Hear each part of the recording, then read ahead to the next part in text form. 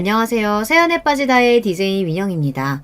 여러분은 살면서 본 장면 중에 가장 충격적인 장면 하면 딱 기억나시는 게 있으신가요?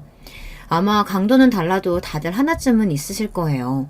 그리고 그런 장면들은 머리에 콱 박혀서 평생 잊히지 않죠.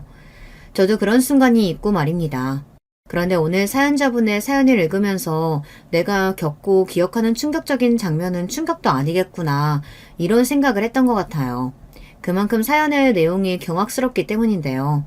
저는 읽는 내내 이런 일이 현실에도 있을 수 있구나 하는 생각을 하면서 읽었던 것 같습니다.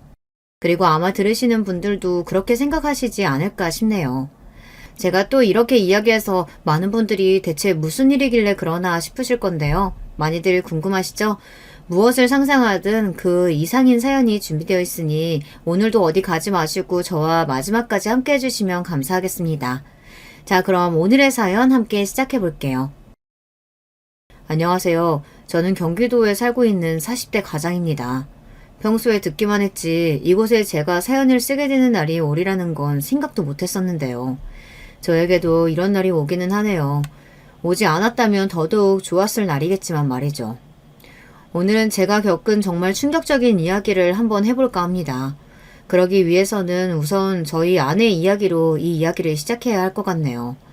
저희 아내는 정말 순하고 착한 사람이었습니다.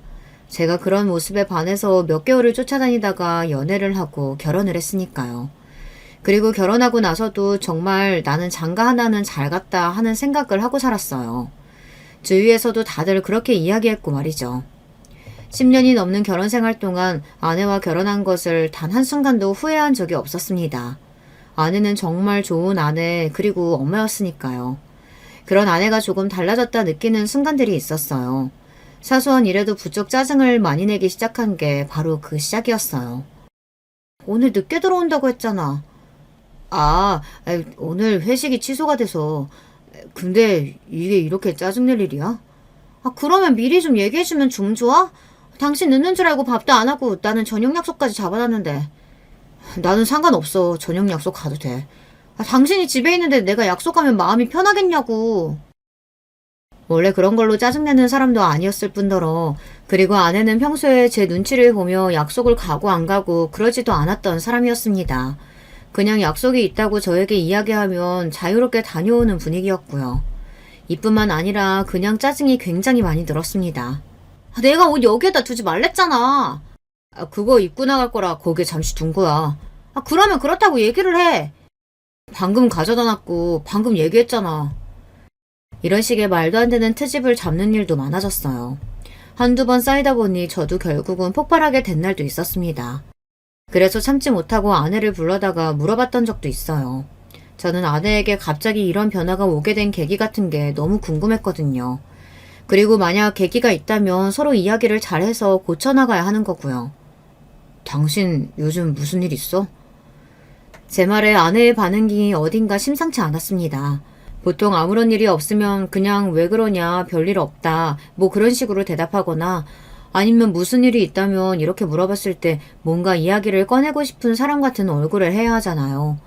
그런데 아내는 마치 들켜서는 안 될 것 같은 생각을 들킨 사람처럼 화득잘 놀라며 말을 더듬었어요. 일은 무슨 일이 있다고 그래? 없어. 무슨 일 없는데 당신 요즘 왜 그래? 내가 뭐? 사소한 거도 다 짜증내고 애들한테도 자꾸 버럭버럭 소리 지르고 그런다며. 오죽하면 애들이 엄마 어디 아프냐고 나한테 먼저 물어보겠어? 초등학생인 아이들이 엄마한테 무슨 일 있냐고 아프냐고 그런 말을 저에게 물어볼 정도였으면 사태가 조금 심각했다는 것을 여러분도 아실 수 있을 겁니다. 아내는 정말 누가 봐도 변했어요. 물론 아내는 그걸 인정하지 않으려고 했지만요. 아니야, 아무 일 없어. 똑같아. 그러니까 그런 거 물어보지 마. 안 물어보게 해야 할 거 아니야. 대체 왜 그러는 건데? 아무것도 아니니까 그냥 나한테 신경 쓰지 마. 내가 애들한테는 그런 말 안 나오게 이제 잘할 테니까. 됐지? 그러면 되는 거잖아. 그 말이 아니잖아. 저는 그쯤 되니 정말 답답하더라고요. 무슨 일이 있는 것 같긴 한데 절대 이야기는 안 해주고 아내의 짜증과 화는 점점 늘어만 가고 말이죠. 그래서 친구들에게 이 이야기를 했습니다. 친구들은 이렇게 이야기하더군요. 그거 우울증 아니야? 우울증? 어디서 들었는데 결혼하고 애들 좀 키우고 나서 안정됐을 때 오히려 그때 우울증이 많이 온다던데.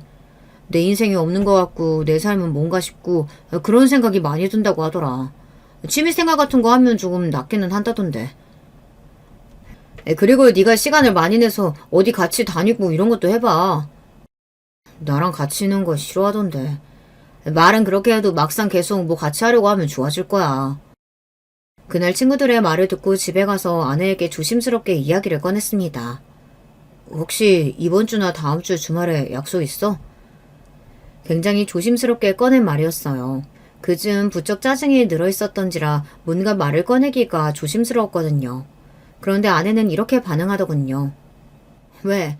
나는 주말에 약속 없는 사람이야? 맨날 집에서 당신이랑 애만 기다리는 사람이냐고. 사실 제가 아무리 아내를 사랑하고 좋게 생각하려고 노력한다고 해도 이렇게 사사건건 화를 내고 짜증을 내면 대체 어떤 대화를 할 수 있겠나요? 그리고 이게 같이 살자는 건지 말자는 건지 정말 하나도 모르겠더군요. 그때는 저도 폭발을 했던 것 같아요. 그래서 저도 큰 소리를 냈어요. 지금 나랑 같이 살자는 거야, 말자는 거야? 갑자기 무슨 그런 말을 꺼내? 내가 무슨 다른 말을 한 것도 아니고 당신 주말에 시간 있냐고 그 말만 한 건데 거기서 그런 식으로 대답하면 나는 앞으로 당신이랑 무슨 말을 해? 무서워서 어디 말이라도 한번 제대로 걸겠어? 그러면 말 걸지 마. 그러면 되는 거잖아. 이혼이라도 하자는 소리야? 그 말이 어째서 이혼하자는 말이 돼? 그렇잖아. 한 집에서 가족으로 살면서 말도 하지 말라는 게 무슨 말인데 그럼. 그렇게 살 수 있어? 나는 못 살아. 도대체 뭐가 문제인 건지 말을 해줘야 해결을 하든 갈라서든 할 거 아니야. 이렇게 아무 말도 안 하고 사사건건 시비만 걸면 뭐 어쩌자는 건데. 그제야 아내도 아무 말 하지 않고 조용히 입을 다물더군요. 본인이 생각해도 본인이 심하다 생각한 건지 아니면 이혼은 아니라고 생각을 한 건지 어쩐 건지 말입니다. 알겠어. 내가 미안해. 앞으로는 조심할게. 그 이야기가 아니라 문제가 있으면 해결을 해야 할 거 아니야. 문제 없어. 그리고 있다고 해도 내가 말하기 싫다 하면 그냥 나 좀 가만히 내버려두면 안 돼? 그렇게 다 알아야겠어? 저는 더 이상 아무 말을 할 수가 없었습니다. 그렇게 나오는데 거기서 무슨 말을 더 할 수 있었겠어요. 그냥 저도 입을 다무는 걸 선택했던 것 같아요. 사실 그래서는 안 된다는 생각을 했지만 저도 인간인지라 자꾸 그렇게 삐딱하게 나오는 아내에게 빈정이 많이 상했습니다. 제가 그 이후로 말을 걸지 않으니 집안에는 정막만이 가득했어요. 아이들이 눈치를 보는 게 정말 미안했습니다. 아이들은 아무것도 잘못한 게 없는데 부모가 사이가 좋지 않아 보이는 건 바로 알고 눈치를 보기 시작하더군요. 사실 아이들이 아니었다면 저도 그 정도로는 노력하지 않았을 거예요. 이야기 좀 해. 그렇게 살얼음판이던 나날들이 며칠 지나고 제가 먼저 아내에게 말을 했습니다. 아내는 뭔가 마음을 먹은 듯한 얼굴이긴 했어요.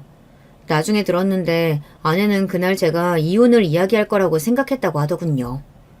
당신이 결정해. 나는 이대로는 더는 못 살아. 우리 눈치 보는 애들 때문이라도 나는 그건 안 돼. 그니까 나랑 살 거면 당신이 연기라도 해서 노력을 하든지 아니면 이혼을 해. 그게 차라리 나을 것 같으니까. 아내는 잠시 고민하더라고요. 저는 아내의 입에서 당연히 이혼하자는 말이 나올 줄 알았습니다. 그만큼 아내의 최근 행동들은 가족에게 정이 다 떨어지고 당장이라도 사라질 수 있는 사람처럼 굴었으니까요. 그래서 아이들이 더더욱 불안해했던 것도 있었고요. 내가 노력해볼게. 그 대답이 저는 더 의외였어요. 뒤도 안 돌아보고 이혼하자고 할 줄 알았는데 말입니다. 아마 아이들 때문일 거라고 생각했습니다. 그래도 애들 엄마고 아이들에 대한 정은 쉽게 뗄 수 없는 것이었으니까요. 정말 그래줬으면 좋겠어. 나는 애들이 불안해하는 거 더 이상은 못 봐. 알겠어. 노력할게. 그 이후로 아내는 조금씩 좋아지기는 했습니다. 갑자기 짜증을 내거나 화를 내는 일도 줄었고 아이들에게도 상냥하게 굴려고 노력했고 말이죠. 저와도 나름대로 대화를 잘했던 것 같아요.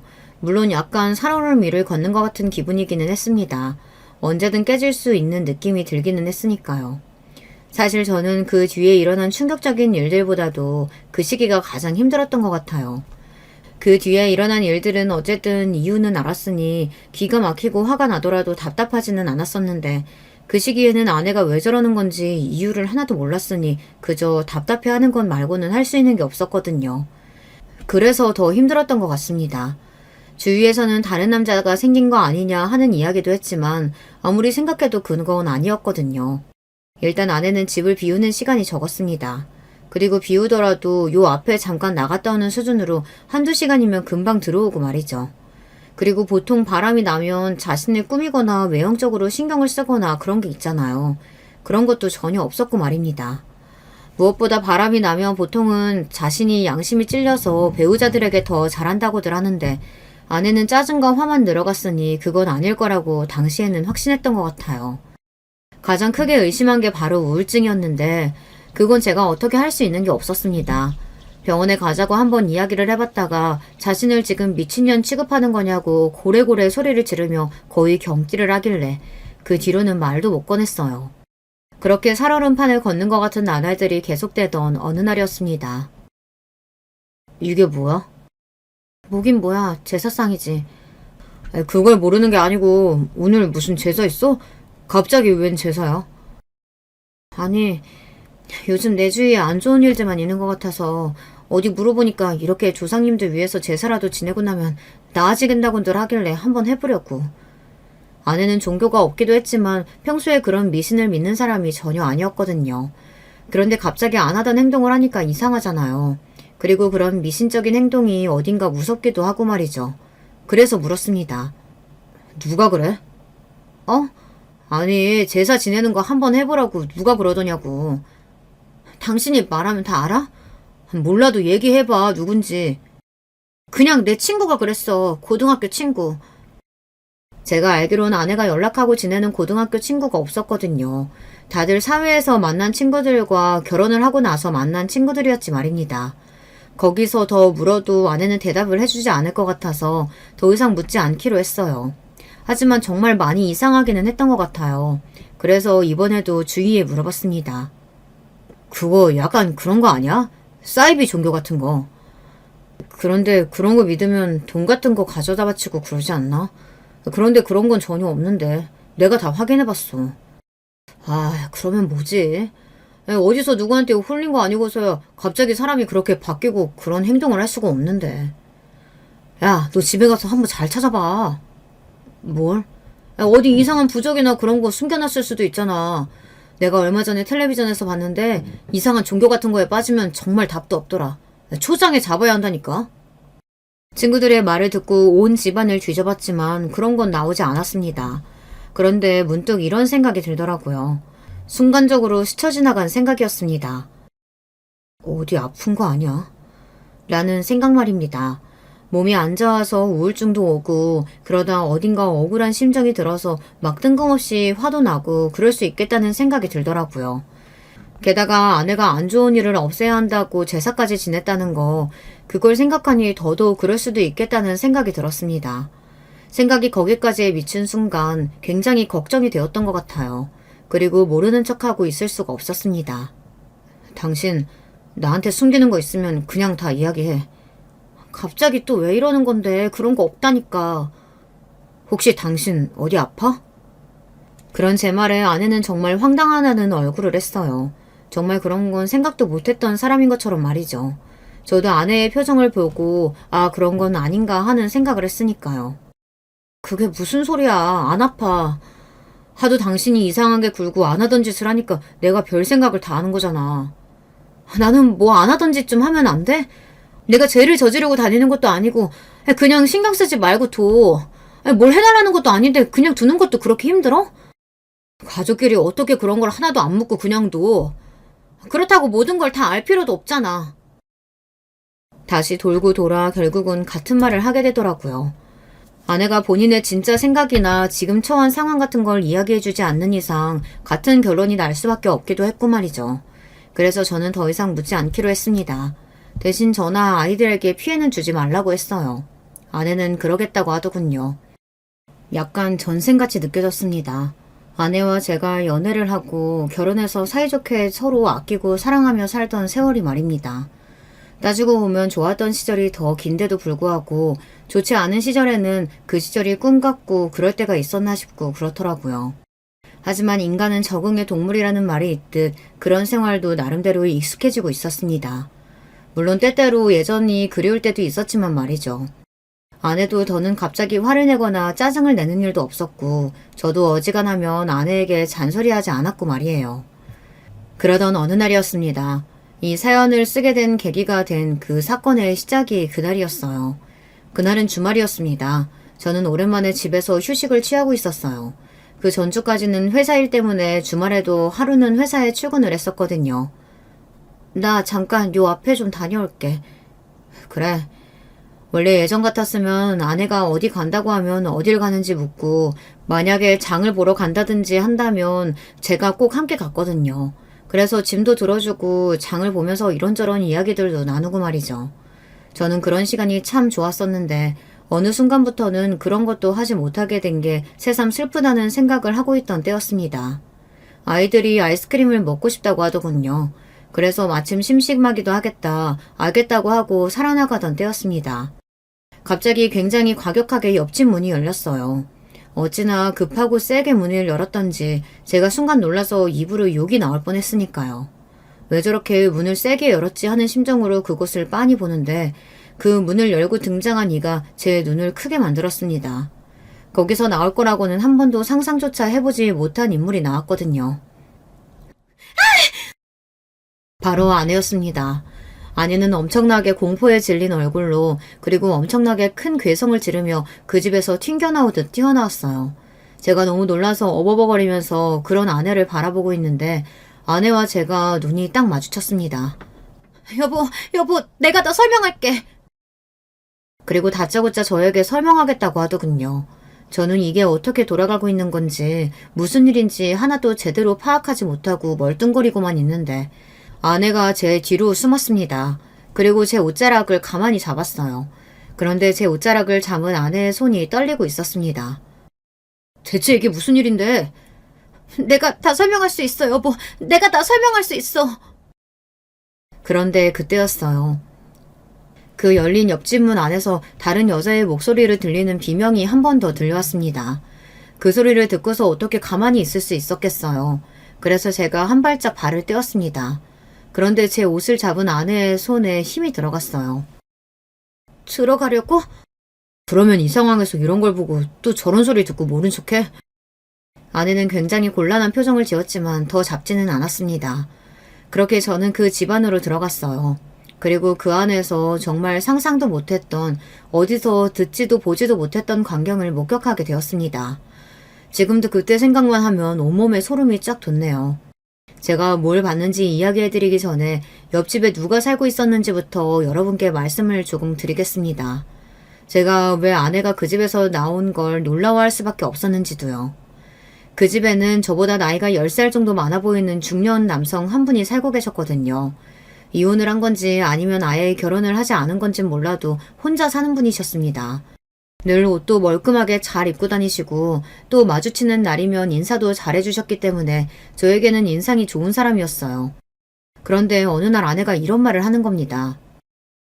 옆집 아저씨 이상해. 왜? 나는 사람 괜찮아 보이던데.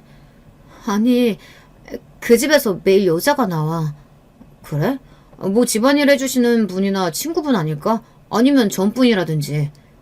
아니야, 매일 다른 여자라니까. 처음에는 나도 신경 써서 안 봐서 그냥 같은 여자인가 보다 했는데 아니야, 매일 다른 여자들이 나와. 그래? 확실히 그건 이상하기는 하잖아요. 아내의 말에 의하면 거리 하루도 안 거르고 다른 여자들이 그 집을 방문한다고 하더라고요. 그래서 저도 그때부터는 옆집 그 아저씨를 좋지 않게 봤었어요. 하지만 그것 외에는 별다른 일이 없어서 그냥 더 생각을 하지 않았었고요. 그런데 그렇게 말하며 옆집 남자를 이상하다 했던 아내가 그 집에서 나온 겁니다. 그것도 엄청나게 공포에 질린 얼굴로 비명을 지르면서 말이죠. 당연히 제가 이상하게 생각할 수밖에 없잖아요. 그리고 들어간 그 집안은 정말 기괴하다는 말 그 자체가 바로 떠오르는 모양새였어요. 이게 다 뭐야? 저도 모르게 입에서 그런 말이 튀어나왔습니다. 그럴 수밖에 없었어요. 집 안에는 빼곡한 틈 없이 이상한 불상 같은 것들이 가득했고 천장에도 수백, 수천 장의 부적들이 정말 빼곡하게 붙어 있었습니다. 게다가 방금 막 제사를 지낸 건지 어떤 건지 제사상 같은 것도 있었고요. 방 안은 붉은 빛이었고 향냄새가 가득했었습니다. 여보, 그게... 아내는 상당히 곤란한 말투로 저에게 말을 걸었어요. 저는 그런 아내의 말을 듣지 않고서는 비명이 들려온 것 같은 방문을 열었어요. 그리고 그곳에서 또 한 번 기함을 하고 맙니다. 아내의 또래부로 보이는 여자 서넛이 그곳에서 울면서 옆집 남자 바지가랑이를 붙잡고 있었어요. 그리고 그 옆집 남자는 한복을 입고 있었고요. 이쯤 되면 많은 분이 눈치채셨겠죠. 그랬습니다. 그곳은 신당이었고 그 남자는 무당이었어요. 그리고 거기서 옆집 남자의 바지가랑이를 붙잡고 있던 여자들은 손님이었고 말이죠. 어허, 여기 이렇게 함부로 들어오면 어떡하나? 죄송합니다. 제가 얼른 데리고 나갈게요. 죄송합니다, 선생님. 아내는 옆집 남자에게 여러 번 꾸벅 인사를 하고서 저를 서둘러 데리고 나왔습니다. 저는 정말 힘없이 끌려 나왔어요. 그런 충격적인 장면을 목격하고 나면 사람이 몸에 힘이 하나도 들어가지 않더라고요. 이게 다 뭐야? 아내는 한동안 말이 없었습니다. 저는 그런 아내를 향해 소리를 질렀어요. 이게 다 뭐냐고!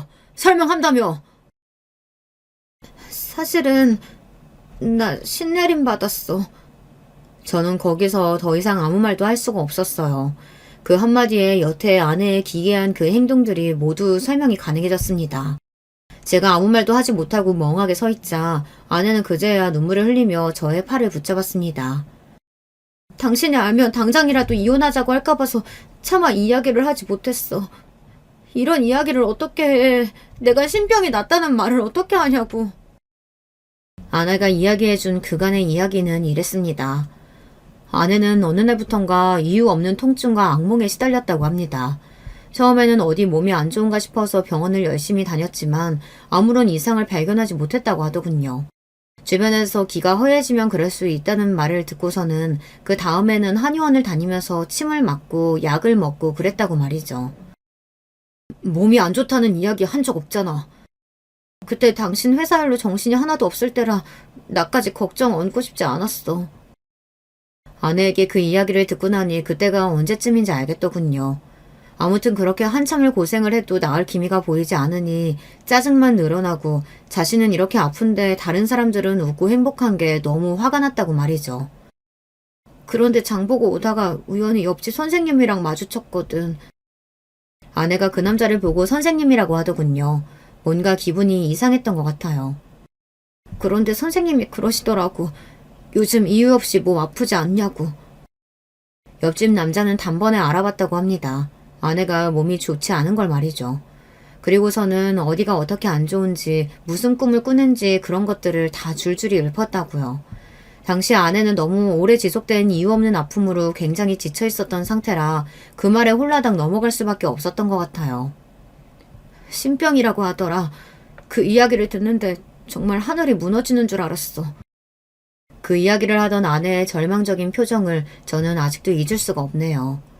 하긴 어느 날 아무 문제 없이 살던 사람이 하루아침에 그런 일을 겪으면 얼마나 충격적이겠어요.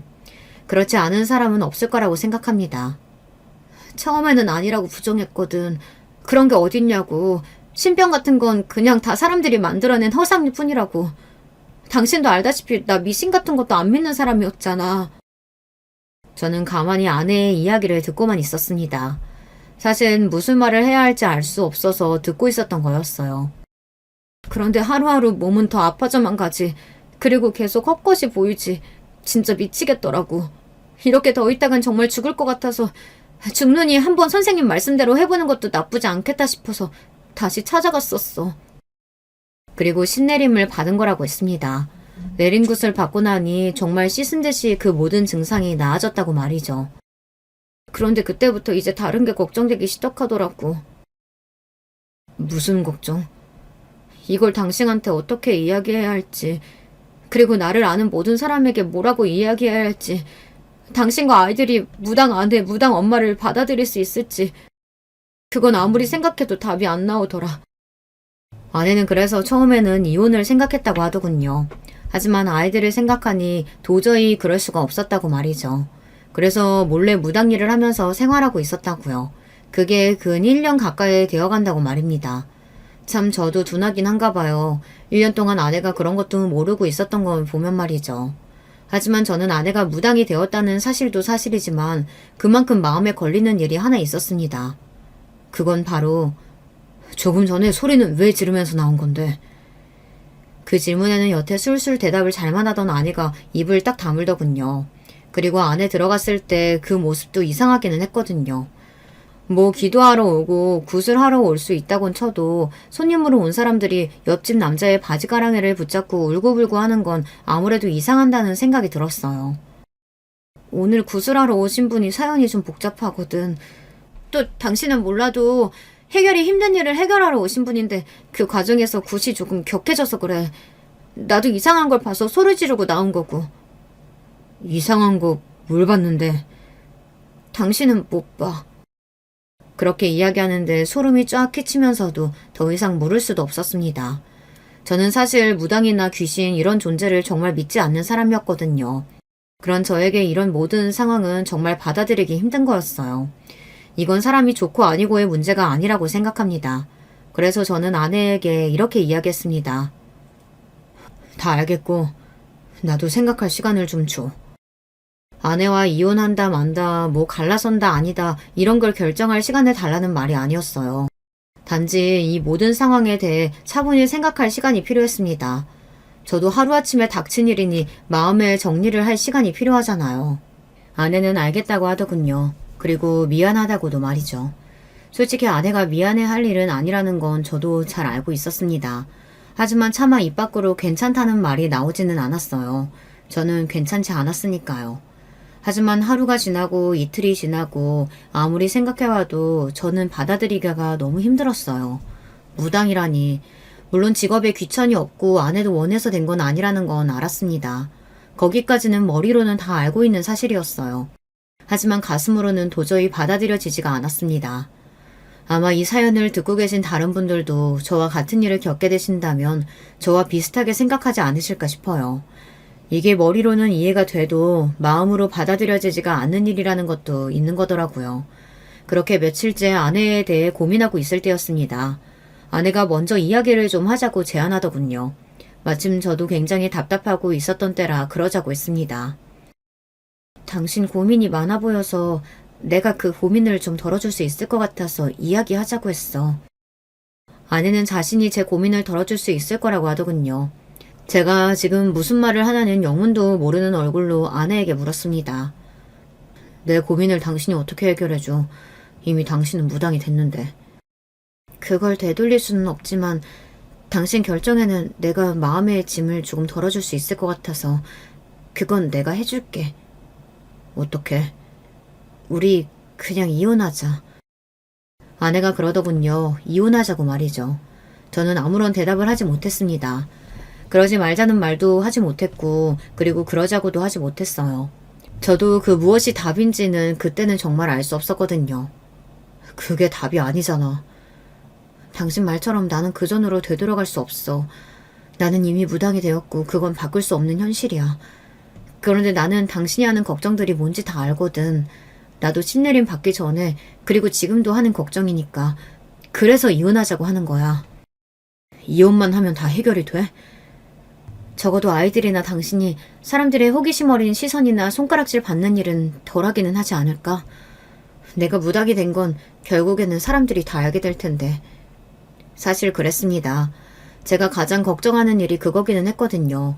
가족들의 반응과 제 주변 사람들의 반응, 그리고 결국 아내가 무당이 되었다는 걸 모든 이들이 알게 되었을 때 그들이 뭐라고 생각할지와 같은 것들 말입니다. 그건 아니더라도 다른 것들도 걱정이 되긴 했지만 결국 가장 걱정되는 건 그거긴 했던 것 같아요. 남의 시선을 뭐 그렇게까지 신경을 쓰나 할 수도 있지만 그래도 또 안 쓰고 살 수는 없는 거잖아요. 생각할 시간을 좀 줘. 라고 아내에게 이야기했습니다. 저도 생각할 시간이 필요했으니까요. 사실 그때 저는 이혼을 하고 싶지는 않았던 것 같아요. 아내와 함께 오면서 싸운 정과 그리고 행복했던 기억들도 많은데 게다가 그런 이유로 이혼하기에는 저는 아내를 많이 아끼고 좋아했습니다. 아내도 힘들 텐데 이런 시기에 저까지 돌아서서는 안 되는 거라고 생각하기도 했고 말이죠. 아마 그 일을 제가 알게 되지 않았다면 이혼은 하지 않았을 수도 있어요. 그 일을 보게 된 건 아내와 그 이야기를 나누고 며칠이 지나지 않은 늦은 밤이었습니다. 그 시기에 저는 잠도 제대로 자지 못했거든요. 당연하죠. 그런 일이 있는데 어떻게 잠을 잘 수 있었겠어요. 그래서 그날도 잠을 이루지 못하고 있었습니다. 그런데 아내가 침대에서 몸을 일으키더군요. 처음에는 화장실을 가나보다 생각했습니다. 그런데 일어나는 폼이 이상하더라고요. 저를 살폈습니다. 제가 깨어난 건지 아닌지 말이죠. 그 순간 이건 내가 따라가 봐야겠다 하는 생각을 했던 것 같아요. 그래서 아내가 나가기를 기다렸다 조용히 현관문에 길을 가져다 댔어요. 아니나 다를까 옆집으로 가는 것 같더라고요. 이 시간에? 사실 이상하잖아요. 손님을 받을 시간도 아닌데 이 시간에 왜 옆집을 가느냔 말이죠. 잠시 고민하다가 따라갔습니다. 사실 옆집 문이 잠겨 있으면 제가 따라 나가봐야 아무 소용이 없기는 했지만 그래도 나가봤어요. 그런데 문이 열려 있었습니다. 아내가 급하게 들어간 건지 어떤 건지 아주 작은 틈이 보였어요. 그래서 살짝 당겨봤는데 열리더라고요. 저는 열린 문고리를 가만히 잡고 숨을 몰아쉬었어요. 뭔가 마음의 준비를 해야 할 것 같은 기분이 들었거든요. 눈을 감고 심호흡을 하다 안으로 천천히 들어섰습니다. 그 집안은 다시 봐도 정말 귀괴한 모양을 하고 있었어요. 제가 점을 보러 신당에 가본 적은 없었지만 그래도 그런 모습은 아닐 것 같다는 걸 알 수 있었어요. 그리고 향냄새, 그것도 아마 오랫동안 잊지 못할 것 같아요. 저희 옆집이었으니까 집 구조를 대충 알잖아요.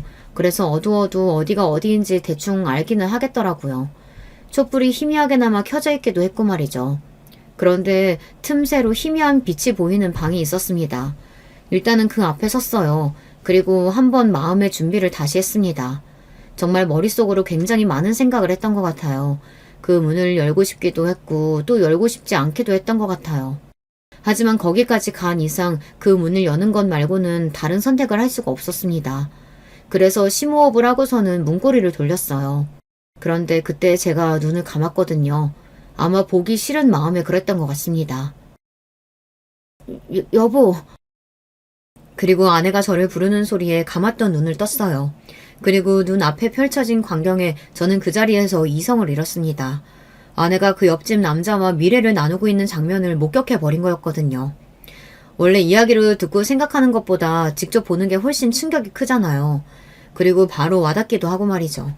저는 아마 그 장면은 절대 죽어도 잊을 수 없을 것 같아요. 주변에 누군가가 배우자의 외도를 직접 목격하고 싶다라고 한다면 저는 정말 뜯어말릴 것 같습니다. 그거 생각보다 훨씬 더 충격적이고 훨씬 더 사람을 바닥으로 내리꽂더라고요. 지금 이게 뭐 하는 짓이야? 제가 아주 낮은 목소리로 말했어요. 저는 화가 나면 오히려 그렇게 목소리가 차분해지고 낮아지거든요. 아내가 그런 제 목소리에 움찔하는 게 느껴졌습니다. 그 선생님인지 뭔지 아는 미친 양반은 아무 말도 하지 않고서 헛기침만 하고 있더군요. 지금 이게 뭐 하는 짓이냐고. 제가 조금 큰 소리로 다시 한번 말했고 아내는 여전히 자기 얼굴을 가리고 우는 듯 어깨를 떨고 있었어요.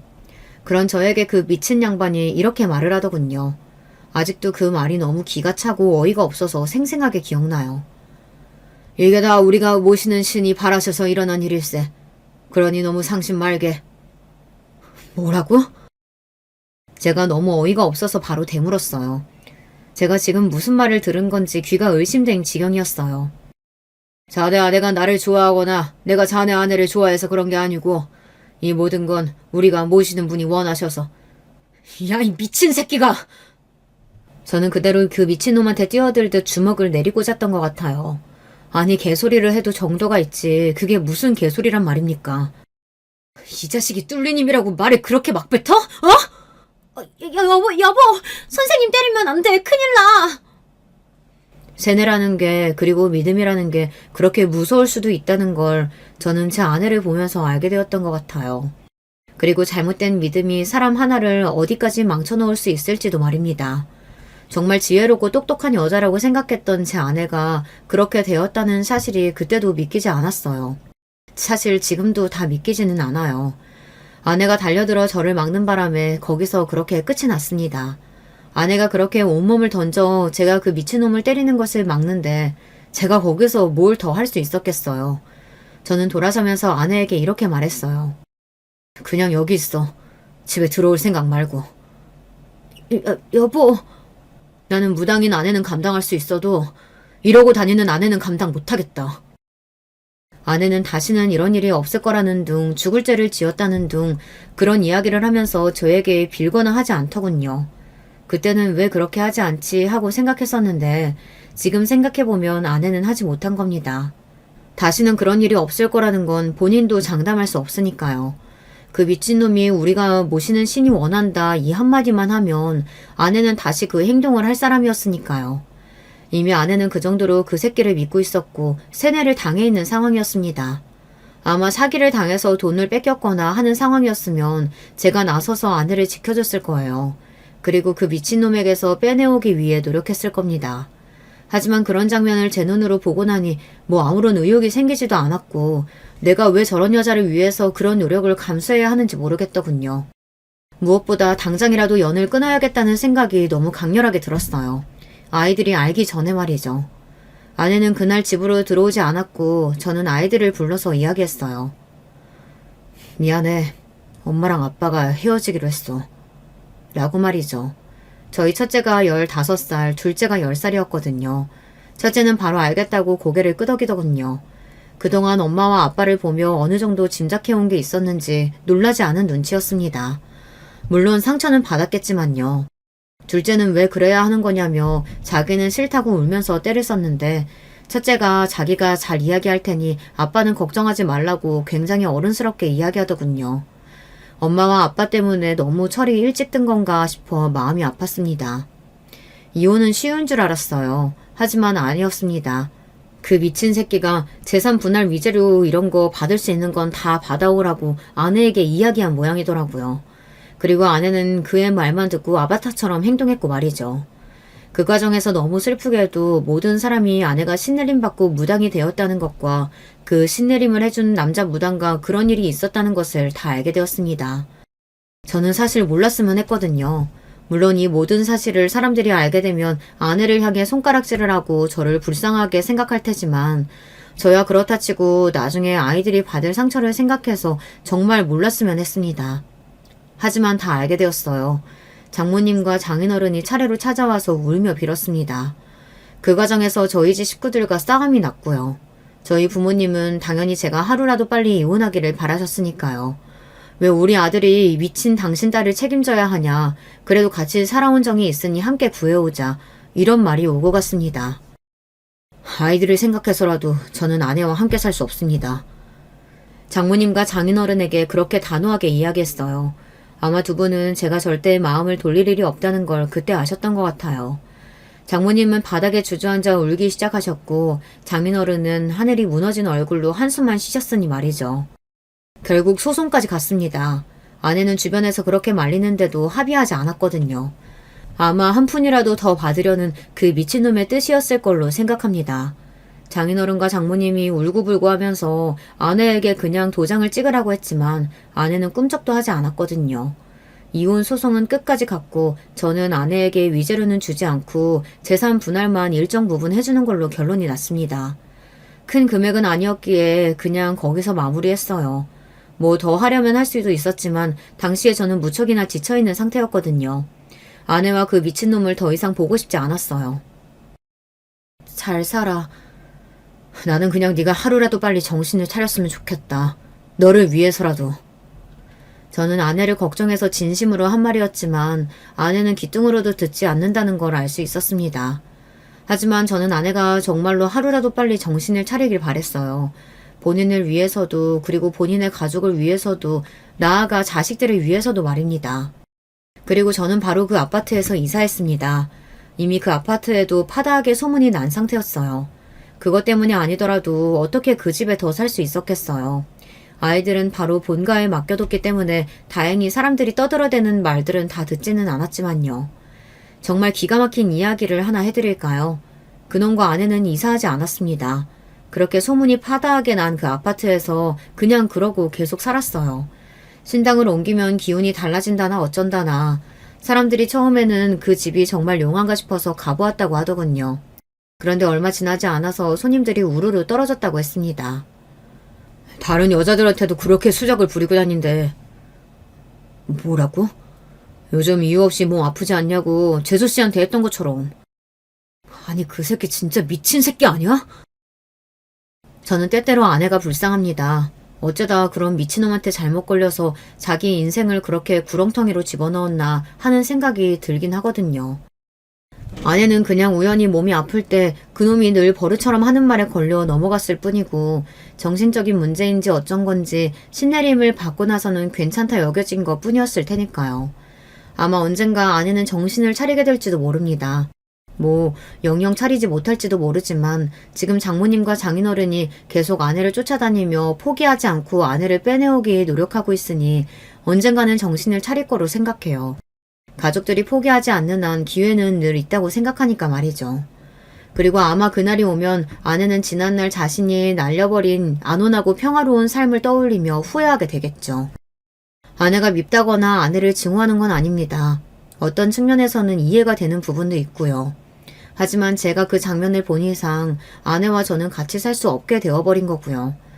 그래서 만약 누군가가 배우자와 애인의 외도를 눈으로 확인하고 싶다고 하면 말릴 거라고 말했던 거였어요.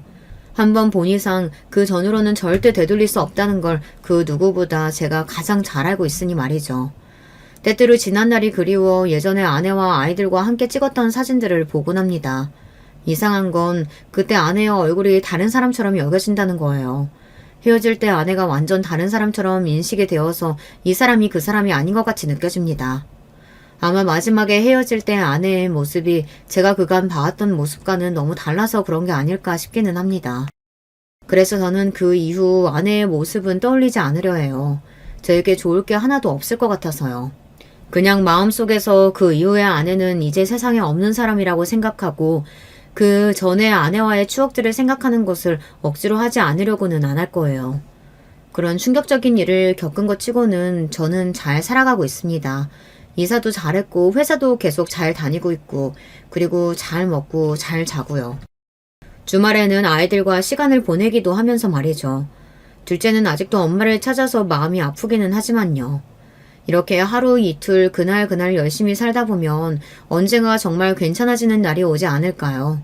아직은 떠올리면 상처가 되는 일이라 꺼내보기 힘들지만 말입니다.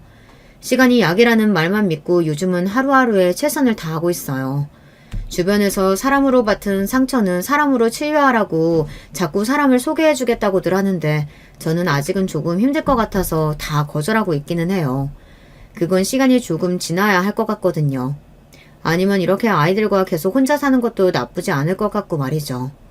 물론 부모님은 걱정이 되시는지 재혼 이야기를 꺼내시기는 하지만요. 당분간은 이렇게 지내보려고 합니다. 그리고 시간을 조금 빼서 아이들과 여행을 다녀올까 싶기도 하고요. 좋은 생각인 것 같지 않나요? 제 이야기는 여기까지입니다. 아마 많은 분들이 세상에 저런 일도 있구나, 어떻게 저런 일도 있지 하면서 제 이야기를 들으셨을 거로 생각합니다. 저는 일단 제 주변에는 저 같은 일을 겪은 사람을 본 적이 없거든요. 한뿌리를 위해 사연을 쓰기 시작한 거니까 많은 분이 너그러운 마음으로 이런 사람이 이런 일이 있었구나, 너무 안 됐다 하고 생각해 주시면 감사할 것 같습니다. 이 사연을 쓰면서 저는 조금은 가벼워진 것 같네요. 긴 이야기를 여기서 이제 마무리해야 할 것 같아요. 마지막까지 제 이야기 들어주셔서 감사합니다. 여러분들에게는 늘 좋은 일만 있으시길 소망하겠습니다. 언제나 건강하세요. 안녕하세요. 저는 30 후반에 서울에 살고 있는 가정주부입니다. 항상 듣기만 하고 있었는데 몇 년 전에 생겼던 일을 좀 같이 이야기 나누고 싶어서요. 혹시 저나 제 시댁과 비슷한 일을 겪으셨던 분이 계셨는지 알고 싶기도 합니다.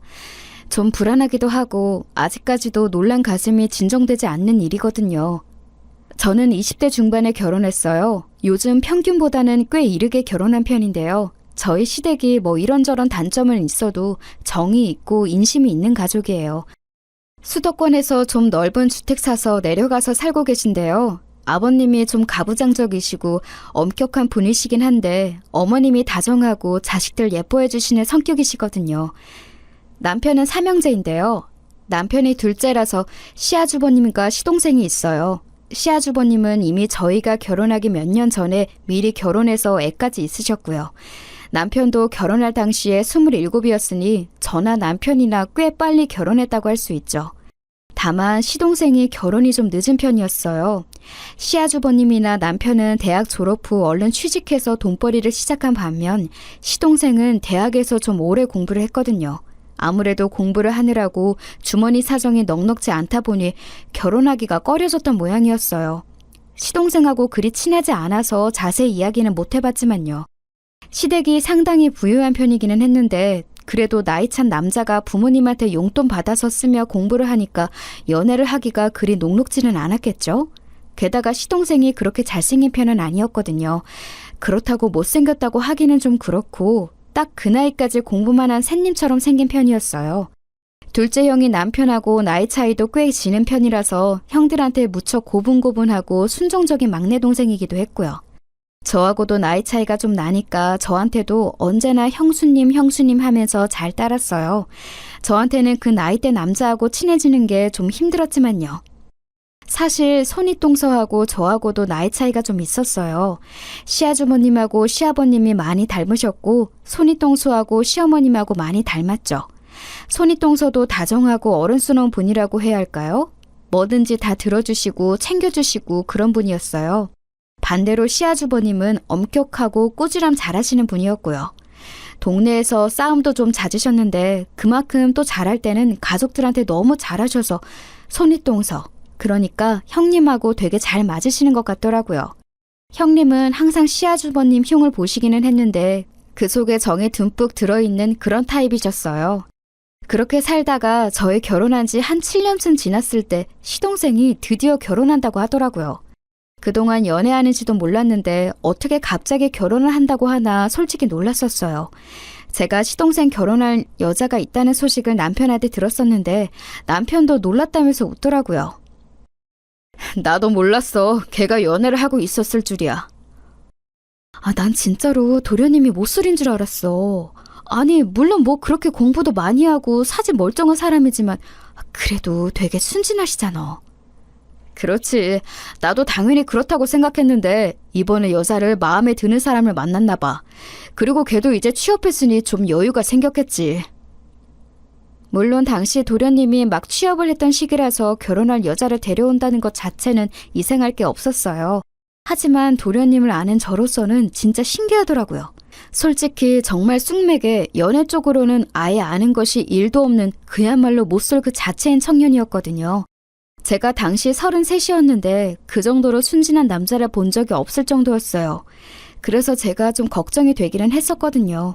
사실 저렇게 순진하고 공부만 한 청년을 누가 데려가나 싶기도 했고요.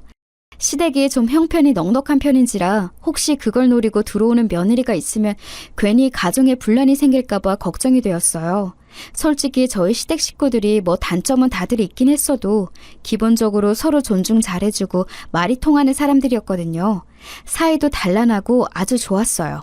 그래서 그 소식을 들은 주말에 남편하고 같이 시댁으로 내려갔어요.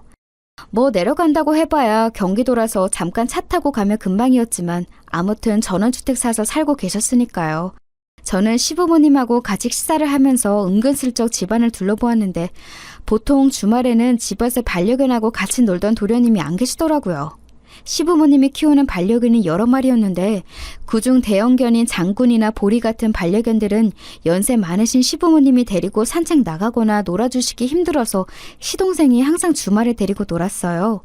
그게 거의 저희 결혼한 이후로 빠짐없이 볼 수 있는 광경이었는데 그날은 아예 도련님이 안 계시더라고요. 저 도련님 어디 가셨어요? 그러게나 말이다. 항상 주말에는 집에 있더니만. 시어머니가 혀를 차시더니 말씀하셨어요. 사실 몇 달 전부터 너희들 집에 돌아가고 나면 밤에 꼭 나가더구나. 내 생각에 아마 여자 만나러 나갔던 것 같은데 오늘은 이제 낮부터 나가 있네. 아휴, 걔 순진해서 괜히 뒤통수나 맞는 거 아닌지 모르겠다. 그렇잖아도 그거 궁금했어요, 어머님. 도련님 결혼할 여자 있다고 하셨다면서요. 혹시 어떤 여자인지 아세요? 너무 호기심을 가지고 질문했나 싶기는 했지만 솔직히 궁금한 건 궁금한 거잖아요. 게다가 앞으로 저희 가족 생활에 영향을 미칠 수도 있는 사람이고요. 시어머니는 어깨를 으쓱하셨어요. 글쎄다. 사실 나도 별다르게 말을 들은 건 없어. 그냥 결혼할 여자 있다, 동갑이다, 회사원이다 정도. 그렇구나. 직장은 어느 쪽인지 모르시고요? 뭐 무슨 영화 회사래나 뭐래나. 시어머님도 뭐 정확한 건 들으신 게 없는 모양이더군요. 그래도 나이 30이 거의 다 된 도련님이 알아서 하겠지만 호기심은 들었어요. 대체 어떤 사람일지. 시댁 마당에서는 남편이 열심히 장군이 보리와 뛰어놀고 있었죠.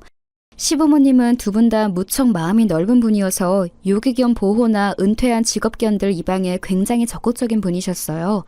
장군이 보리 모두 그렇게 해서 들어온 애들이었죠. 다른 강아지들도 거의 다 유기견 보호소에서 데려온 강아지들이었고요. 동물을 좋아하는 저한테 있어서 시댁은 그런 의미에서 더욱이나 정붙고 좋은 곳이기도 했어요. 비록 시아버지가 좀 너무 가부장적이실 때가 있기는 하지만 그래도 강아지들한테 정 쏟으시는 거 보면 정말 좋은 분이긴 하구나 싶었거든요. 왜 동물 좋아하는 사람 중에 나쁜 사람 없다고들 하잖아요.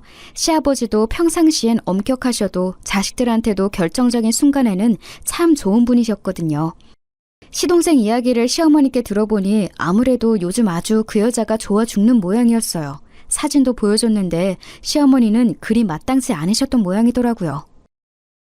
왜 요즘 애들 막 화장 날도깨비처럼 하고 다니는 애들이 있지 않니? 옷도 너무 얌전치 않고. 정말요? 회사 다닌다면서. 하긴 영상회사면 그래도 문화가 좀 자유로울 테니 그런가 보네요. 사실 제가 잘은 몰라도 영상이나 디자인 쪽은 사람들이 하고 다니는 게 다르긴 하잖아요. 시어머니가 보시기에 아무래도 그런 부분이 못마땅하셨을 수도 있겠다 싶더군요. 저야 젊은 사람이니까 그래도 이해가 되지만 어르신들은 너무 과감한 패션이 낯설 수도 있잖아요. 솔직히 말하면 너무 날라리 같은 아이가 우리 막내 꼬신 거 아닌가 싶기도 하고. 어머님, 그래도 도련님도 알 건 다 아실 텐데요. 순진하시긴 해도 나이 30 가깝고요. 너무 걱정 안 하셔도 돼요. 그럴까? 아유, 난 왜 이렇게 걱정이 되는지 모르겠구나. 시어머니는 다정한 만큼 걱정도 많고 마음도 약한 분이었기 때문에 마음은 이해할 수 있었어요. 하지만 저는 일단 한 치 건너 두 치인 만큼 어떤 사람일지 궁금한 마음이 더 컸죠. 집에 돌아와서는 갑자기 친정 쪽에 일이 생겨서 시댁에 신경을 못 쓰게 되었는데 그 사이에 도련님이 여자를 데리고서 시댁 방문에 첫인사를 드렸다는 말까지는 들었어요. 그러고 나서 2달인가 지났을 때일 거예요. 갑자기 시댁에서 주말에 올 수 있냐며 전화가 왔더라고요. 원래 시댁에서는 저희가 오든 말든 신경 안 쓰고 방임하시는 편이라서 좀 의외였어요. 무슨 일 있나요, 어머님? 그래, 이번 주말에 막내가 새아가 될 애 데려오거든? 네가 한번 와서 좀 봐볼래? 시어머니는 목소리가 좀 어두우시더라고요. 그때는 친정에 생겼던 일이 마무리될 때쯤이어서 저는 불현듯 관심이 생겼어요. 그래서 저는 알겠다고 대답하고 아예 금요일에 시댁에 갔어요. 남편한테는 시댁으로 퇴근하라 전하고서 토요일까지 자고 오려고요. 시어머니가 워낙 음식을 잘하고 좋아하셔서 가끔 그렇게 했었거든요. 들어가니까 장군이하고 보리가 좋아서 난리를 치더군요. 레브라도 리트리버인 장군이는 침을 많이 흘리면서 머리를 제 치마에 마구 문질렀어요. 냄새를 맡는 거였어요. 저도 워낙 강아지를 좋아하는 사람이라 장군이 머리를 열심히 만져주었죠. 장군이는 은퇴한 직업견인데 핸들링이 잘 되어 있어서 습관도 잘 들어 있었고 워낙 순하고 착했어요. 저는 장군이 뺨을 꼭 쥐고서 이마에 뽀뽀를 해주고서 들어갔죠. 그 짧은 순간에도 저한테 뽀뽀를 하려고 덤벼서 침이 묻기는 했지만 말이에요. 그날 남편이 칼퇴해서 온전히 시댁으로 온 후 저녁을 먹고 다 같이 모여 앉았는데 또 시동생이 없더라고요. 지금 막 취업했으니 신입이라 빨리 퇴근하기가 힘든가 보다 정도로 생각했는데 시어머니는 얼굴이 어두우셨어요. 시아버지도 좀 못마땅한 얼굴이셨죠. 그놈의 새끼, 이제 여자 생겼다고 아주 밤늦게 마음대로 다니고 말이야. 아휴, 그러게 말이에요. 아휴, 아버님, 어머님, 도련님 나이가 몇인데요. 늦게 좀 다닐 수 있죠. 당당한 사회인인데요. 이 정도 시간이면 내가 말을 안 한다. 아예 외박하고 들어오는 일이 너무 잦으니 이거야 원. 그 말씀에는 저도 좀 놀랐어요. 아니, 뭐 늦게 다니는 것 정도야 얼마든지 사회인이면 할 수 있는 일이지만 부모님과 같이 사는 청년이 외박이 잦은 건 좀 이상하잖아요. 게다가 도련님은 여태까지 제가 보아왔을 때 절대로 그렇게 사는 타입인 사람이 아니었어요. 아무래도 새 며느리로 들어올 동서가 좀 잘 노는 타입이라서 어울리다 보니 그렇게 되는 것 같다는 생각이 들더라고요. 남편도 고개를 갸웃거렸어요. 저도 그냥 통화하면서 재수씨 이야기 들었거든요. 뭐 돈도 많이 모은 사람이고 착실하고 예쁘고 그렇다고 칭찬이 늘어지던데. 뭘 벌써 재수씨라고 불러? 아직이잖니. 하지마, 어머니 벌써 재수씨 얼굴도 몇 번 보신 거잖아요. 몇 번은 아니야. 이번에 보면 3번째다. 시어머니는 한숨을 쉬셨어요. 아무래도 못마땅하신 것 같았죠. 시아버지도 역시도 한숨을 쉬셨어요. 에휴, 어쨌거나 내일은 우리 강아지들이 고생 좀 하겠구나. 쥐들 집안에만 있어야 할 테니. 집에 손님이 오시면 바깥에 있는 강아지들을 전부 우리에 넣어놓고 있었거든요. 어쨌든 유기견 출신의 아이들도 있어서 아무래도 예민할 때도 있기 때문에 낯선 사람이 올 때는 어쩔 수 없었어요. 사고가 날 수도 있기 때문에. 오래전이기는 했지만 제가 시집을 올 때도 시댁에는 강아지가 되게 많았는데 제가 강아지를 무척 좋아하는데도 친해질 때 시간을 한참 두었거든요. 은퇴한 직업견들의 유기견 출신들이라 위험할 수 있다고 시아버지가 만류하셔서요. 새로 동서가 온다면 그렇게 강아지들과 친해지는데 또 한 세월이 걸리게 뻔했죠. 저희가 밥을 먹는 동안 시아주머님과 형님도 오셔서 같이 합류했고 오랜만에 즐겁게 모여서 가족들의 식사를 했어요. 그런데 그날도 밤 늦게까지 오지 않는 시동생이 좀 신경 쓰이기는 하더라고요. 그리고 다음날 아침이 되어 일어났는데도 시동생은 들어오지 않은 상태였어요. 시어머니는 잔뜩 화가 나 있었죠. 얘는 문자 하나 달랑 넣어놓고서 아예 들어오지를 않았구나. 어머님, 너무 화내지 마세요. 뭐 그 나이 된 남자들이야 알아서 하는 거죠. 여자도 아니고. 아무리 그래도 그렇지. 어떻게 부모랑 같이 살면서 사정 설명도 안 할 수가 있니? 문자는 정말 간단하게 늦어요 한마디만 적혀 있더라고요. 그것도 새벽 3시쯤 들어와 있는 것이라 시어머니가 화나실만 했죠. 오늘 어차피 도련님하고 동서들 아가씨하고 집에 오는 거 아니에요? 몇 시쯤 오기로 되어 있어요? 점심때 와서 식사 한 끼 같이 하기로 했다. 어떻게 바로 다음날 얼굴 볼 거면서 이렇게 외박을 하고 들어와 그래? 시어머니는 원래 아주 다정다감한 분이지만 시아버지와 오랜 세월 같이 사시다 보니 원래도 보수적인 면이 크게 있으시기도 했어요. 게다가 근심 걱정도 많은 분이셨고요. 그래도 저는 그냥 이해하고 시어머니 마음을 누그러뜨리려고 옆에서 열심히 수다 떨면서 형님하고 같이 애교를 부렸죠. 그리고 도련님과 동서들 아가씨가 온다고 했다는 12시가 가까워 왔어요. 딱 12시가 되었는데 그전까지는 아무런 연락도 없고 문자 한 통도 넣지 않더라니 시간이 넘었는데도 연락이 안 되더라고요.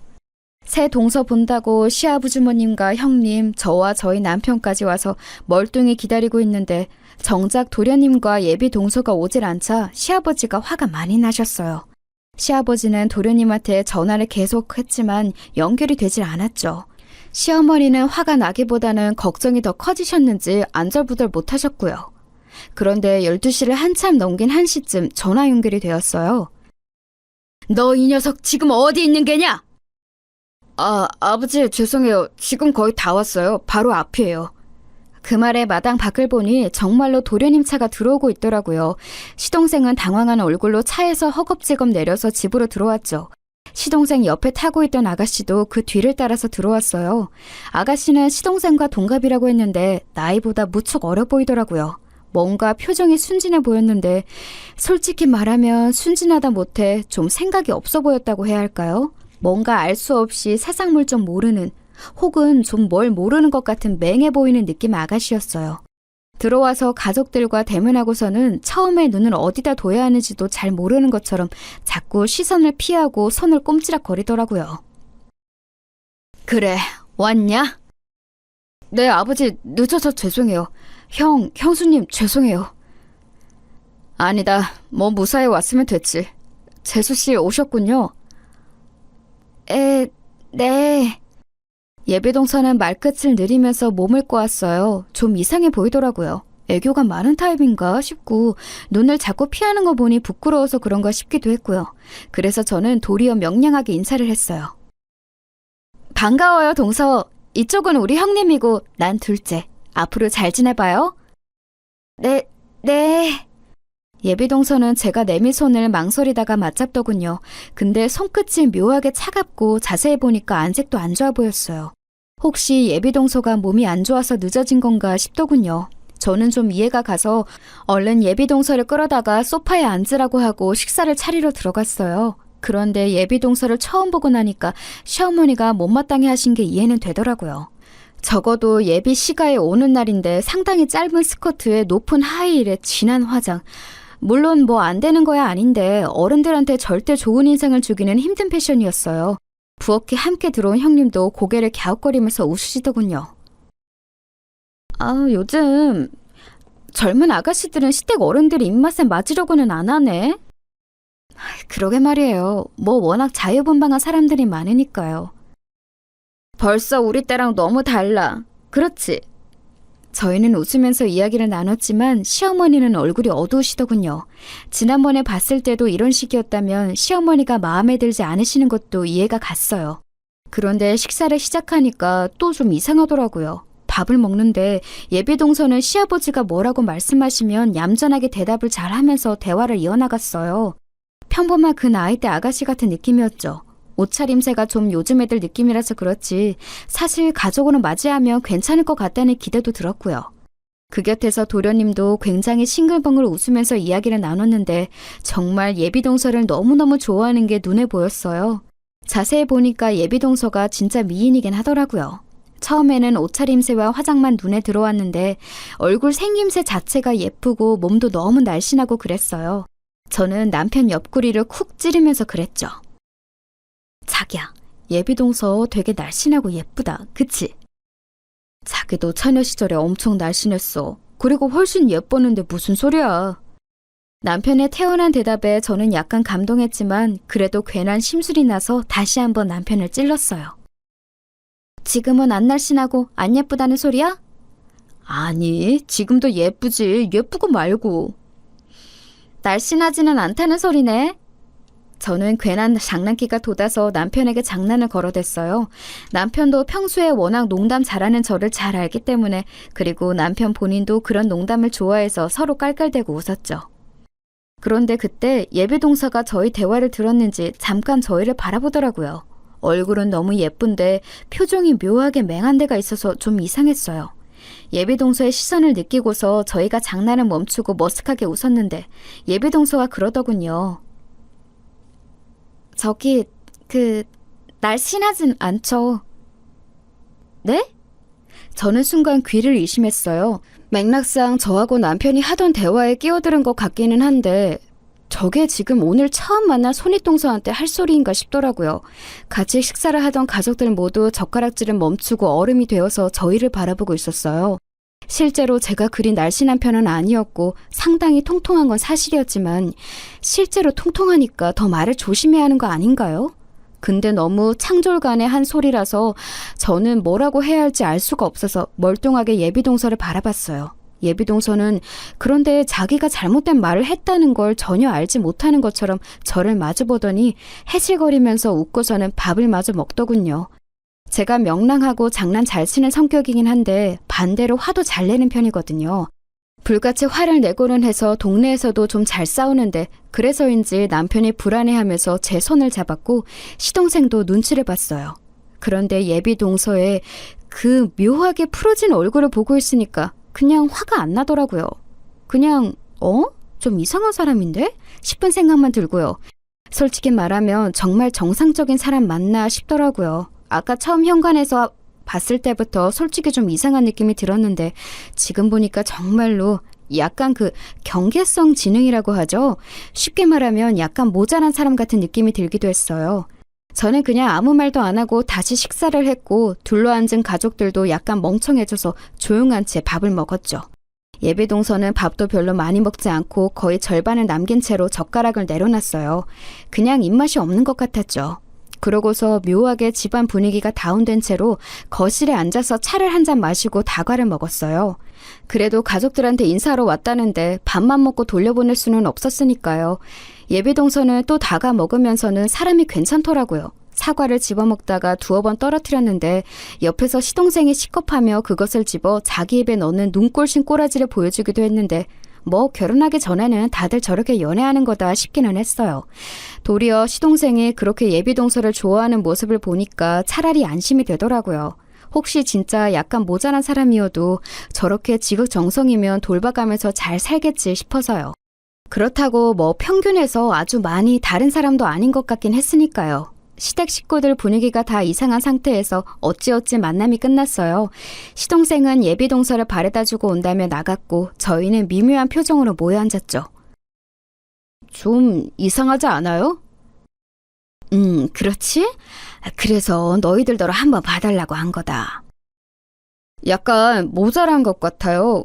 그런데 그렇다고 아주 이상한 건 아니고 정상 범주이긴 한 것 같은데. 다들 느낀 건 똑같은지 가족들은 한숨을 쉬었어요. 저야 한 치 건너 두 치니까 시동생이 그렇게 좋아하면 어떻게든 데리고 살 거라고 속편한 생각을 하는 거지. 사실 시부모님 입장에서는 그렇지 않을 거 아니에요? 어두운 두 분 표정을 10분 이해할 수 있었죠. 너무 부정적으로 보지는 마시고요. 어차피 지금 도련님 예비동서 너무 좋아해서 결혼 당연히 할 것 같은데 괜히 사이만 나빠질지 몰라요.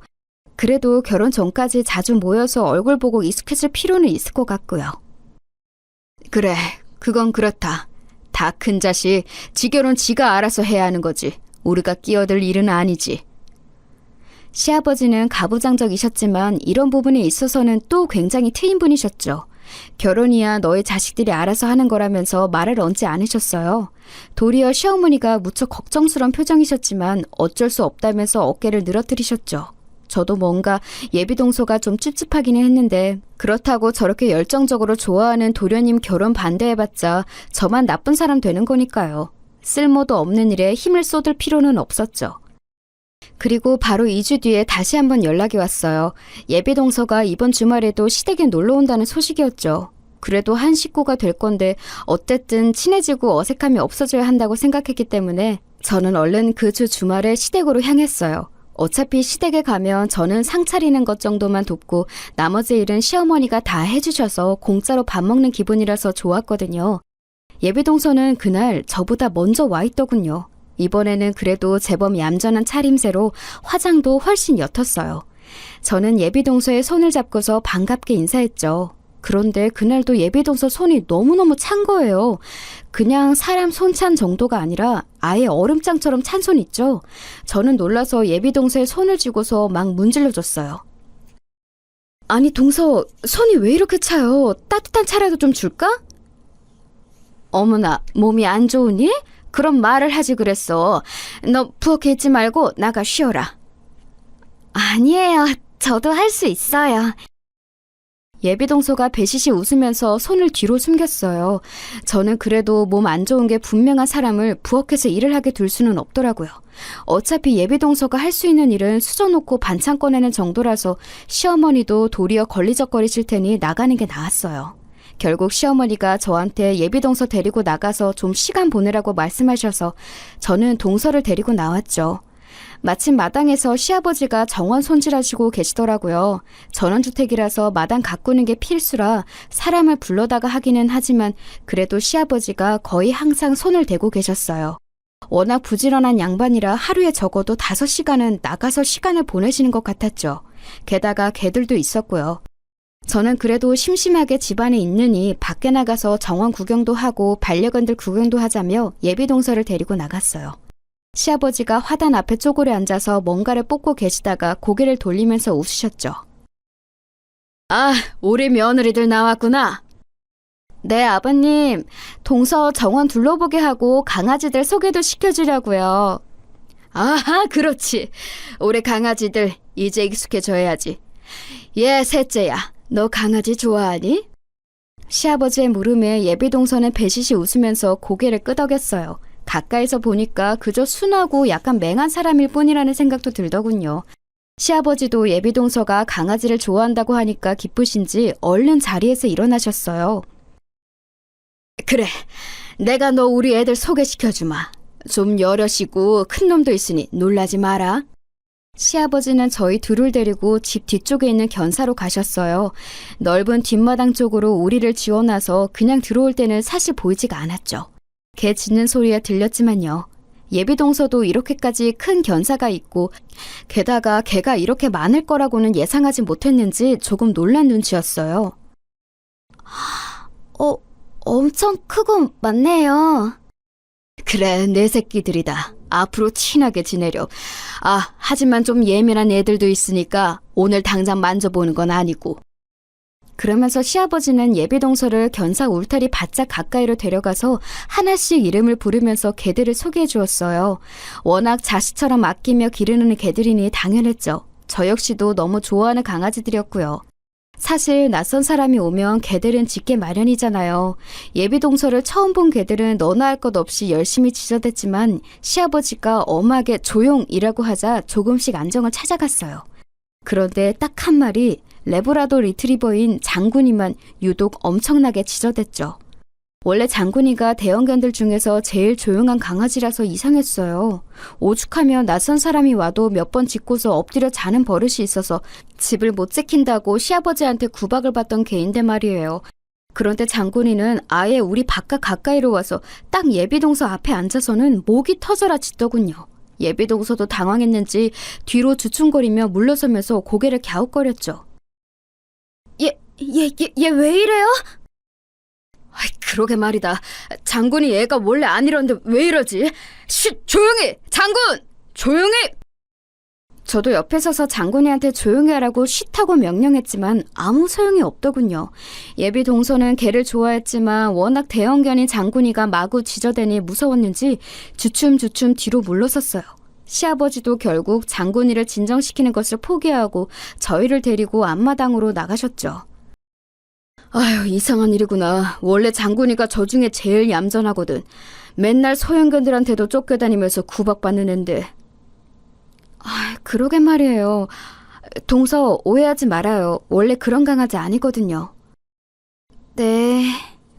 죄 없는 초면에 예비동서한테 그렇게 짖어대다니 저는 괜히 제가 미안해져서 연신 변명을 했어요. 반면 시아버지는 뭔가 마음에 걸리는 것이 있으신지 눈을 찌푸린 채로 고개를 갸웃거리셨죠. 예비동서는 조금 놀란 눈치였다가 다시 그의 맹한 표정으로 돌아갔고요. 그날 시아버지는 식사를 하면서 예비동서가 놀랐겠다면서 시어머니에게 말씀하셨어요. 시어머니 역시도 놀라서 장군이가 그런 애가 아니라고, 우리 반려견들 중에 예민한 애는 있어도 장군이는 아니라면서 변명을 해주셨죠. 예비동서는 개의치 않는 얼굴로 배실배실 웃고 있었어요. 그런데 그 와중에도 약간 이상해 보이는 예비동서의 행동은 계속되었죠. 왜 식사를 하고 나면 할 줄 아는 게 없더라도 같이 도와서 상을 치워야 하잖아요? 그런데 동서는 아무 말 없이 옆에 서 있더라고요. 저는 아직 어려서 잘 모르나 싶어서 동서한테 슬쩍 이거 설거지통에 갖다 넣어요 하고 귀띔을 했는데 그랬더니 또 말한 대로 잘 그릇들을 설거지통에 가져갔어요. 그런데 문제는 그러고서는 또다시 한번 제가 지시할 때까지 멍하니 옆에 서 있기만 하더라고요. 그래서 제가 반찬통 하나씩 가져다가 냉장고에 넣으라고 했는데 글쎄 간장 종지까지 냉장고에 넣어버린 거 있죠. 먹다 남은 간장을 버려야지 왜 냉장고에. 그것도 랩도 안 싸고 넣었는지 알 수가 없었어요. 그런데 예비동서는 정말 아기라고는 조금도 없어 보이고 그냥 안색이 좀 피로한 듯 보일 뿐이라서 원래 부엌일에 대해서 정말 모르는구나 싶었을 뿐이었어요. 그리고 솔직히 말하면 약간은 모자란 사람이구나 싶기도 했고요. 거실에 나가서도 예비동서는 자리에 앉지 않고 유령처럼 거실을 이곳저곳 걸어다니더라고요. 눈치챈 시동생이 얼른 가서 동서를 데려다가 소파에 앉혀주었는데 묘하게 정신이 빠진 듯한 그 느낌이 이상했어요. 뭐 저한테 날씬하지 않다고 했던 거나 제대로 일 안 하는 거나 생각하면 그냥 버릇이 없는 요즘 여자애라고 볼 수도 있었지만 이상할 정도로 뭔가 마음에 걸리더라고요. 시아버지도 뭔가 생각에 잠긴 듯한 눈으로 예비동서를 주시하는 듯한 눈치였어요. 시아버지가 꽤나 깐깐한 양반이라 아무래도 신경에 거슬리면 곤란할 텐데 싶어서 저도 좀 신경이 쓰이더라고요. 반면에 시동생은 예비동서한테 푹 빠져서 그 얼굴만 보느라고 아예 가족들한테는 눈길도 주지 않고 있었고요. 시아주머님하고 형님은 이미 예비동서가 못마땅하셔서 혀를 차셨고 남편도 좀 이상하다면서 고개를 갸웃거렸고요. 그나마 제가 가장 예비동서한테 호의적인 느낌이었어요. 그날 예비동서는 점심을 먹고 돌아갔어요. 예비동서를 데려다주고 시동생이 돌아오자 시아버지가 뭔가 생각에 잠긴 얼굴로 시동생을 거실로 불러내셨죠. 당시 저희 가족들이 전부 거실에 모여 앉아 TV를 보고 있었거든요. 시아버지는 시동생을 보면서 한숨을 쉬셨어요. 이상하게 듣지 말아라. 너 결혼할 새아가 어떤 사람인 거냐? 네? 무슨 의미로 말씀하시는 건지. 말씀드렸던 대로 영상회사 다니는 사무직원이에요. 그냥 보신 바대로 순하고 좋은 사람이고요. 그래? 그 이상은 없고? 그 이상이 있을 게 뭐가 있나요? 시동생은 도리어 영문을 모르겠다는 얼굴로 시아버지를 바라보았어요. 사실 저도 시아버지 말씀이 무슨 뜻인지 알 수 없어서 어리둥절했죠. 원래 시아버지가 공무원으로 퇴직한 분이셔서 좀 까탈스럽고 깐깐한 부분이 있긴 한데 그래도 이렇게 영문 모를 말씀은 잘 안 하셨거든요. 시아버지는 알겠다면서 다음 주 주말에 다시 한번 예비동서를 데리고 오라고 하시더군요. 놀러 가려고 했다는 시동생의 말에 시아버지가 눈살을 찌푸리셨고 결국 시동생은 아무런 항변도 못하고 다시 데리고 오겠다고 약속했죠. 최근에도 시동생은 외박이 꽤나 잦은 모양이던데 저렇게 시아버지한테 찍소리도 못하면서 외박할 때만은 자신감이 대단하구나 싶을 정도였어요. 저희도 이번 주 주말에 올까요? 하면서 시아버지께 여쭤봤더니 시아버지는 너희 마음대로 하라고 하셨어요. 계속 시댁에 오는 것도 좀 지루했고 남편하고 말을 맞춰서 다음 주에는 놀러 나갈까 싶었죠. 그런데 그 어린 예비동서한테 이 집안에서 가장 호의적인 게 저라는 사실이 조금 걸렸어요. 시댁 식구는 아무리 친근해도 시댁 식구죠. 게다가 지금 예비동서는 아무리 맹해 보여도 낯선 시댁에서 아주 불편할 텐데 저처럼 조추책 맞고 명량하고 마음 쓰는 사람이라도 없으면 완전히 낙동강 오리알처럼 겉돌 것 같았어요. 실제로도 시어머니는 이미 예비동서한테 정이 완전히 떨어진 듯한 느낌이셨고요. 형님도 그러셨고 시아버주머님도 그러셨고요. 근데 물론 그분들을 탓할 수는 없었어요. 누가 봐도 객관적으로 예비동서가 좀 이상했거든요. 다음 주 주말 남편은 도리어 시댁에 가기 싫다고 집에서 드러누우려고 했지만 제가 억지로 끌고서 시댁으로 갔어요. 남편은 이상한 여자라면서 아니 무슨 마누라가 시부모님 뵈러 간다고 이렇게 적극적이냐고 투덜거리기까지 했죠. 뭐 넉살 좋고 명랑한 마누라 얻은 자기 잘못이지 제 잘못인가요? 어쨌든 그날도 남편하고 같이 시댁에 갔고 남편은 쉬고 싶다면서 곧장 2층으로 올라가 버렸어요. 아무리 제가 시댁에서 편해도 저렇게 방치하고 사라지다니 언젠가 남편 버릇을 고쳐야겠다고 생각하기도 했죠. 아무튼 그날도 예비동서는 시동생 손에 이끌려서 시댁으로 왔어요. 그런데 손님 한 분이 더 계셨죠. 아버님? 저분은... 이쪽은 내 옛 직장 후배다. 지금 우리 장군이 옛 상사이기도 하고. 상사요? 시아버지는 조용히 다가와서 저한테 귓속말을 하셨어요. 내가 관세청에 있었던 건 알지? 공안 근무도 했고 그때 후배다. 마약 탐지견 핸들러이기도 하거든. 장군이 데리고 일하던 사람이지. 그러고 보니 시아버지는 관세청 소속으로 공항에서도 일하셨다고 하셨어요. 마약 탐지견으로 일하던 장군이는 그때 인연으로 은퇴한 걸 데려온 거라고 알고 있었고요. 그 손님은 일어서서 저희 가족한테 인사하셨고 넉살 좋게 웃으면서 이야기를 나누셨죠. 왜 가족끼리 모이는 날에 손님을 초대하셨을까 의문이 들었지만 시아버지 후배분 역시도 상당히 성격이 좋으셔서 저와 시어머니는 신나게 수다를 떨었어요. 그러다가 갑자기 시아버지가 후배분을 부르시더니 또 예비동서하고 저를 같이 부르시더라고요. 얘들아, 너의 일에 좀 와보렴. 네 하고 대답하고서 예비동서를 데리고서 저는 시아버지가 부르시는 대로 따라갔어요. 시아버지는 후배분과 이야기를 조용조용하게 나누시면서 마당으로 나가 뒤쪽으로 가셨죠. 집 뒤쪽에 펼쳐진 견사를 보고서 후배분이 웃으시더라고요. 야, 장군아, 오랜만이다 너. 장군이가 후배분을 발견하더니 아주 꼬리가 떨어져라 프로펠러처럼 돌려대면서 헥헥대더군요. 저래 보여도 나이가 꽤 많은 개인데 지금만큼은 태어난 지 3개월 된 강아지처럼 방정맞게 팔짝거리고 뛰면서 반가워했어요. 후배분 역시도 반가워서 어쩔 줄 몰랐죠. 견사문을 열어서 안으로 들어가 후배분은 장군이를 끌어안고 마구 쓰다듬어 주었어요. 그리고 뒤늦게 따라간 저와 예비동서가 견사 울타리 가까이로 다가갔죠. 그런데 이상한 일이죠. 그 후배분과 그렇게나 기쁘게 반가워하던 장군이가 순간 저희 쪽을 보더니 짖기 시작했어요. 저도 예비동서도 조금 어리둥절하다가 제가 웃으면서 그랬죠. 아유, 장군이가 또 동서 보고 난리네. 좋아서 저러나 봐. 그럴까요? 동서는 맹한 표정으로 주춤거리면서 견사 울타리 가까이 가서 장군이를 들여다봤어요. 그런데 좋아서 그런다기에는 장군이 표정이 심상치 않았죠. 그리고 그 뒤에 서 있는 후배분 표정도 그랬어요. 왜 저렇게 심각한 표정을 하고 계시지 싶었는데 시아버지 역시도 표정이 좋지 않으셨죠. 곧 두 분이 속닥거리면서 대화를 하시고서는 곧 견사 밖으로 나오시더라고요. 그러더니 후배분은 곧 급한 일이 생겼다면서 인사하고 사라지셨어요. 그날도 적당히 이야기 나누고 서로 시간을 보내다가 시동생이 예비동서를 데려다주고 오겠다면서 나갔죠. 오늘도 그냥 이렇게 끝나나 보다 하고 시댁에서 자고 갈지 아니면 늦게라도 우리 집에 갈지 고민하고 있던 찰나였어요. 시동생이 거의 구르듯이 집 안으로 뛰어들어오더라고요. 얘, 너 무슨 일이니? 아니, 너 새아가 데려다주고 온 거 아니야?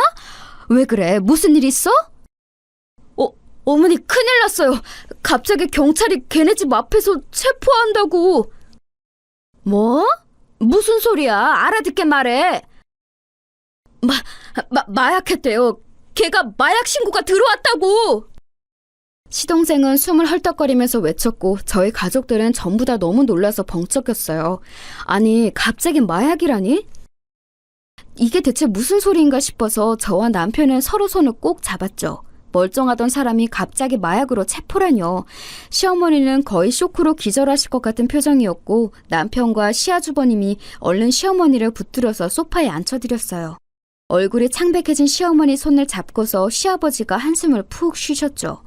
의외로 시아버지는 전혀 안 놀라신 것처럼 안색이 평온했어요. 마치 이럴 줄 아셨다는 듯한 얼굴이셨죠. 시동생은 뭔가 착오가 있는 게 틀림없다면서 계속 집안을 뱅뱅 돌았지만 시아버지는 도리어 시동생 쪽을 바라보셨죠. 그리고 의미심장한 말씀을 하셨어요. 너도 가서 마약 검사 받아야 한다. 네? 아버지, 그게 무슨 말씀이세요? 제가 마약을 했다고 생각하시는 거예요? 너도 모르게 투약이 되었을 수 있어. 경찰에 가라.